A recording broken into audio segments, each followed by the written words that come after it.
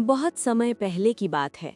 दूर दराज पहाड़ों और हरे भरे जंगलों से घिरा हुआ एक समृद्ध राज्य था, सुवर्णपुर। ये राज्य सोने, अनाज और व्यापार के लिए प्रसिद्ध था। सुवर्णपुर का राजा था राजा विक्रमसेन। राजा विक्रमसेन देखने में तेजस्वी, पराक्रमी और बुद्धिमान था, लेकिन उसके दिल में एक ऐसी बुराई घर कर गई थी जिसने धीरे धीरे उसे अंधा कर दिया था, लालच। राज्य के आरंभिक वर्षों में राजा प्रजा का प्रिय था। वो न्यायप्रिय था, दान पुण्य करता था और गरीबों की मदद करता था। लोग कहते थे, राजा हो तो विक्रमसेन जैसा।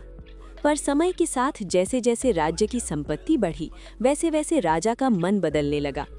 एक दिन राजमहल के कोषागार में राजा ने अपने खजाने को देखा। सोने की ईंटें, हीरे, मोती, चांदी के सिक्के। खजाना देखकर उसके मन में विचार आया, इतना सब होने पर भी क्यों मुझे संतोष नहीं है। अब राजा हर दिन कर बढ़ाने लगा। व्यापारियों से भारी कर वसूले गए, किसानों से अनाज का बड़ा हिस्सा ले लिया गया, गरीबों के लिए मिलने वाला अनाज बंद कर दिया गया। प्रजा दुखी थी, लेकिन डर के कारण चुप थी। गांवों में भूख फैलने लगी, किसान अपनी जमीन बेचने लगे, बच्चे भूखे सोते, बूढ़े दर दर भटकते। राजा तक जब ये बात पहुंची तो उसने कहा, राज्य का खजाना भरना ही राजा का कर्तव्य है, प्रजा तो सहने के लिए होती है। एक दिन एक वृद्ध साधु राजमहल पहुंचा। उसके चेहरे पर शांति थी, आंखों में गहराई। साधु ने राजा से कहा, राजन, मैं तुम्हें ऐसा रहस्य बताने आया हूं जिससे तुम्हें अपार धन मिलेगा। राजा की आंखें चमक उठीं। जल्दी बताओ, मुझे और धन चाहिए। साधु बोला, राज्य के उत्तर वन में एक रहस्यमयी स्वर्ण वृक्ष है। जो भी उसकी जड़ में लालच लेकर जाएगा, वो उसी लालच में फंस जाएगा। राजा ने बात को अनसुना कर दिया और अगले ही दिन उस वृक्ष को पाने निकल पड़ा।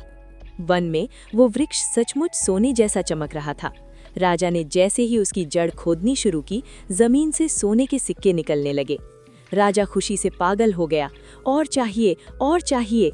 वो खुदाई करता गया, लेकिन जैसे जैसे लालच बढ़ा, जमीन धंसने लगी। अचानक राजा उसमें फंस गया। राजा चिल्लाने लगा, लेकिन कोई नहीं आया। तभी वही साधु प्रकट हुआ। साधु बोला, राजन, ये वृक्ष नहीं, तुम्हारे लालच की परीक्षा थी। राजा को अपनी गलती का एहसास हुआ। आंसू बहाते हुए उसने कहा, मुझे माफ कर दो, मैं लालच छोड़ दूंगा। जैसे ही राजा ने मन से लालच छोड़ा, जमीन स्थिर हो गई और वो मुक्त हो गया। राजा लौटकर बदला हुआ इंसान बन चुका था। उसने कर कम किए, भूखों को भोजन दिया, किसानों को जमीन लौटाई। अब राजा कहता था, सच्चा खजाना सोना नहीं, संतोष और करुणा है। इस तरह राजा विक्रमसेन ने सीख लिया कि लालच इंसान को अंधा कर देता है और संतोष ही सच्ची संपत्ति है।